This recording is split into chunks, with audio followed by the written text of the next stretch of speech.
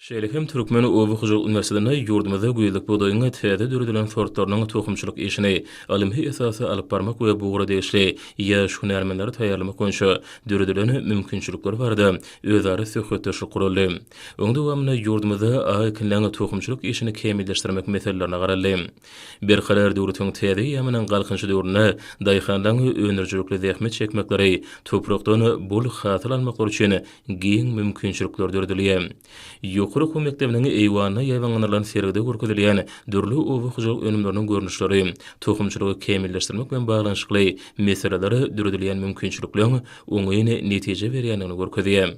Türkmenistanyň durumçy geçirilýän giň garmly Owy Hyjul özgertmelerini esasy maksady daýhanlaňy ählaki we bol hasyl içilýän türkmen topragynyň mümkinçilikleriniň netijeli peýdalanmakdan, ýurdumyzda azyk borçlugyny döretmekden we pudugy hasamy ösürmekden ibaratdyr. Belenirşäli ýurdumyzda almabarlygy Deneçilik institutynyň, almabarlygy ekrançylyk institutynyň, almabarlygy paýtaşylyk institutynyň işi ýoly goýuldy. Bu bolsa tohumçylyk seçki işleriniň ýerli kemilleşdirilmegine döwlet derejesinde ähmiýet berilýäniniň nowatdaky subutnamasydyr. Çäre gatnaşyjylary döredilýän mümkinçilikler üçin hormatly prezident bilen hemde gahrman arkadamyda tüý sürekden çykýan hoşallyk sözlerini beýan etdiler.